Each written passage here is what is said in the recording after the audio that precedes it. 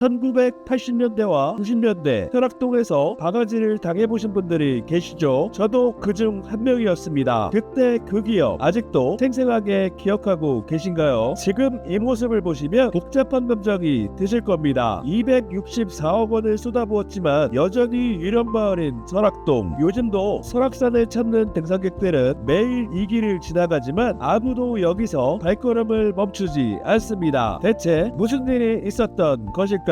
그리고 왜 이렇게 될 수밖에 없었을까요? 1969년 박정희 대통령이 미국의 요세미티를 보고 감탄했습니다. 설악산을 한국의 요세미티로 만들겠다. 이후 1975년 설악산 관광 종합개발계획이 수립되고 1978년 설악동 집단시설 지구가 구성되었습니다. 흩어져 있던 상가와 여관들을 B와 C지구로 집단 이주시켜 대규모 관광 거점으로 키운 것이죠. 영동고속도로 개통과 맞물려 세계적으로 설계된 꿈이었습니다. 1980년대부터 90년대까지 전국의 학생들이 설악동으로 몰려왔습니다. 지금도 설악산을 찾는 등산객들이 반드시 지나는 이 길목은 그야말로 불야성을 이루었습니다. 당시 상인들의 얘기로는 강아지들도 만원짜리를 물고 다녔다고 할 정도로 호황을 이루었죠. 1990년대 초까지 수학여행단만 연간 70만 명이 몰려왔습니다. 상가 150여 곳, 숙박업소 80여 곳이 모두 손님들로 넘쳐났고 평당 2천만 원을 호가하던 상가들도 있었습니다. 정말 돈이 넘쳐나던 시절이었죠. 하지만 바로 이때부터 문제가 시작되었습니다. 여러분도 기억나시죠? 그때의 바가지들, 짜장면, 김치찌개 모든 음식이 속초보다 두세 배는 비쌌습니다. 지금 생각해도 어이가 없을 정도였죠. 숙박료는 더욱 심각했습니다. 속초 시내보다 4배는 더 받았으니까요. 결국 입소문이 났습니다. 설악동은 바가지를 쓰는 곳. 1990년대 후반부터 관광객들이 발길을 끊기 시작했습니다. 바가지는 결국 설악동 상인들의 발목을 잡았던 것이죠.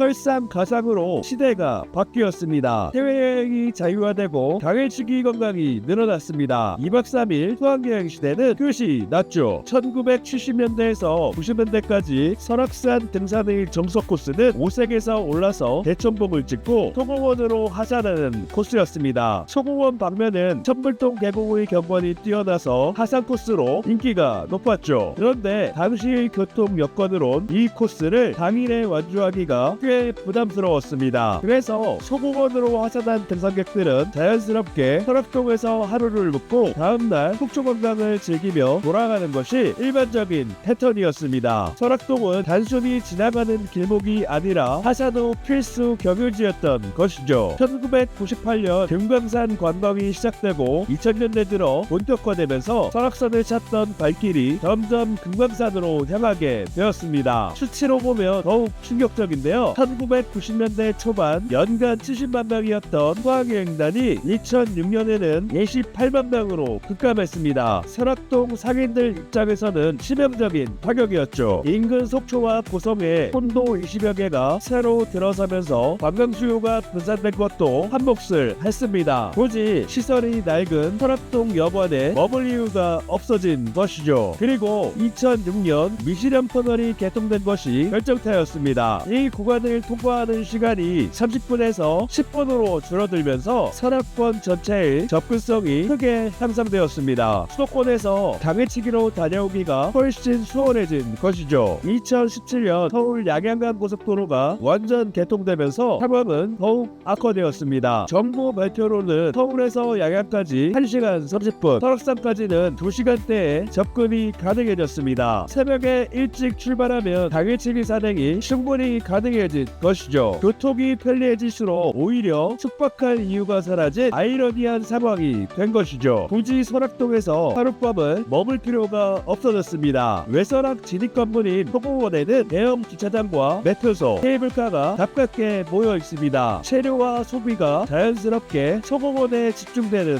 구조이죠. 새벽에 설악산을 찾는 등산객들의 패턴을 보면 더욱 명확합니다. 소공원 주차장에 차를 세우고 산행을 마친 뒤에 바로 바로 속초시대로 향합니다. 반면 내설악 백담사는 다릅니다. 개인 차량 진입이 제한되어 입구에서 버스를 갈아타야 하죠. 그래서 자연스럽게 입구에 있는 상가에서 소비가 이루어집니다. 하지만 외설악 소공원은 자차로 바로 등산로 입구까지 갈 수 있습니다. 주차를 하고 바로 산에 오르고 하산을 해서 바로 차를 타고 나가는 찍고 빠지는 동선이 가능한 것이죠. 이제 설악동의 상황을 직접 보시겠습니다. 130곳이 넘는 업소가 폐업을 했습니다.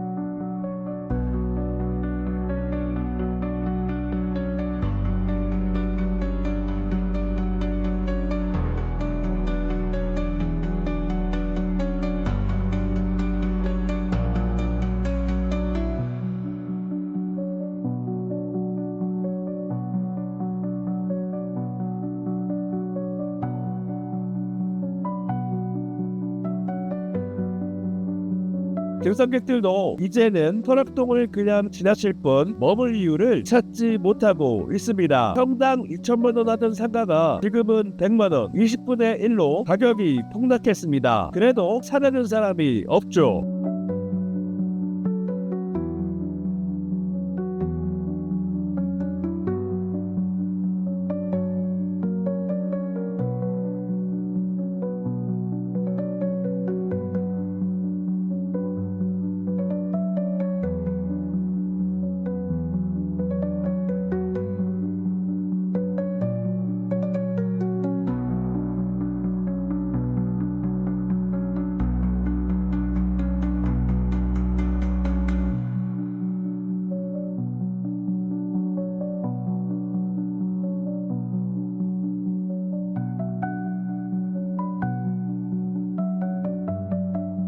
현지 주민의 말씀입니다. 더 이상 희망이 없는 동네입니다. 치킨집도 단 한 곳만 남은 설악동. 밤이 되면 아예 인적이 끊어집니다. 한 상인은 이렇게 말했습니다. 낮에는 그래도 설악산 가는 사람들이 지나가니까 인기척이라도 있는데 저녁이 되면 정말 무서울 정도로 조용해집니다.